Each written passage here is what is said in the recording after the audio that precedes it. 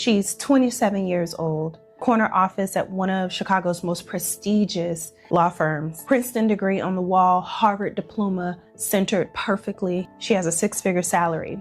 This is 1991, and her name is Michelle Robinson. Before she became Miss Obama, the First Lady, and the voice of empowerment and equality across the world.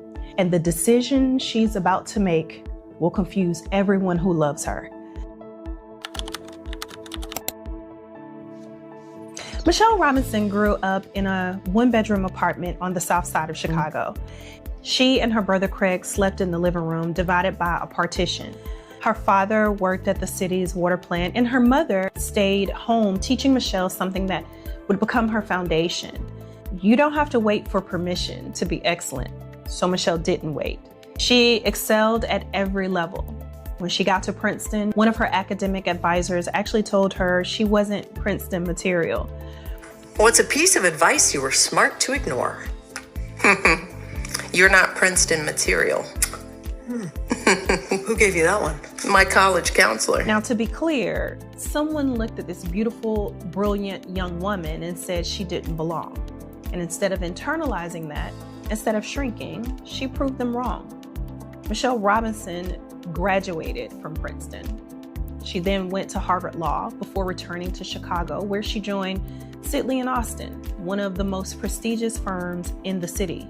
Doing so as one of the few Black attorneys in the firm. She'd made it. Southside girl who grew up watching her parents squeeze dignity out of every dollar. And now she was here, corporate attorney, six-figure salary, living the dream. Except here's the problem about dreams that aren't actually yours. They feel hollow. And often she would sit in her office, billing her hours, thinking, is this really it? Now for Michelle Robinson, 1990 forced the question she'd been avoiding. Her father had passed away. Then she lost her close friend from college, Suzanne, to cancer. And suddenly the polite lie we all tell ourselves, I'll figure out what I really want to do later, that lie became impossible to maintain. She was forced to ask a simple question, one she talks about in her book, Becoming. Am I doing what makes me happy? And the answer that came back wasn't what anyone expected. Her passion, public service, community work, making an impact where she actually could see how it affected people's lives, not just the bottom line of a corporation. So in 1991, she left. She took a significant pay cut to work with Chicago's mayor. She married the love of her life, a man who would become the president of the United States of America. She changed her name to Obama and was clear about the one thing that most of those around her worked. She wasn't throwing away her successful legal career. She was refusing to be imprisoned by someone else's definition of it. We all knew who we were when we were little. We knew our power then. It was just second guessed. So I would tell myself, follow that instinct, that pay attention to that flame in you because it is real, and keep it fueled and don't let anybody try to blow it out. While there are so many things I think we can learn from Michelle Obama's life in the public eye, in my opinion, there are three insights that we should consider as part of our journey of building something meaningful. First, there are no perfect paths. What looks like a golden ticket can actually be golden handcuffs. What's interesting about this story is that Michelle Robinson wasn't trapped by the financial benefit of her current position in life. She was trapped by expectation, by the story everyone told about what a Princeton and Harvard law grad is supposed to do with their life. Michelle talks about feeling empty despite all of the external markers of success. She saw where the path was leading and she didn't want to be there. And most of us don't ask that question until we're already stuck, until we've built a whole life around others' expectations. And the cost of changing feels impossible. But Michelle asked it at 27, and she had the courage to act on her answer. Here's the thing about golden handcuffs. Every year we stay on a path that's wrong for us, the weight of expectations get heavier.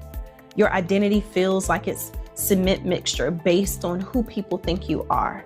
The exit gets harder, not just because of financial obligations, but because the story that everyone tells about you. She could have stayed on that track. But she also saw that the handcuffs weren't fully closed, and she made her own great escape. That's not impulsive, that's strategic foresight. The second consideration is that real credibility comes from alignment, not just achievement. Now, you might be thinking, well, as a Harvard law grad, she could afford to take the risk. Her Ivy League degree was her safety net. But she didn't just drift, she built something.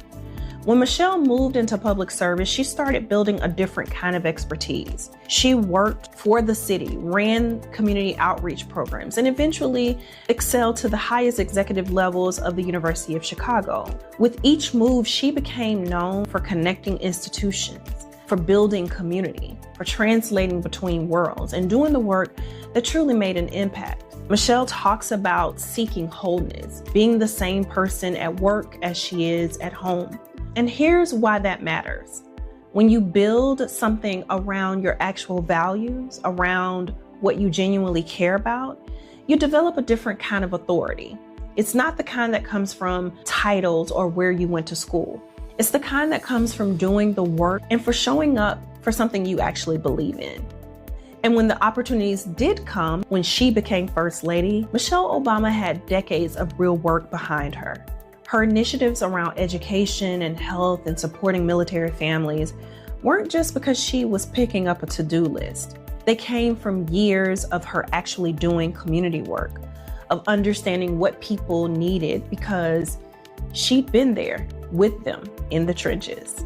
She didn't leave corporate law and become anything less than the expectation.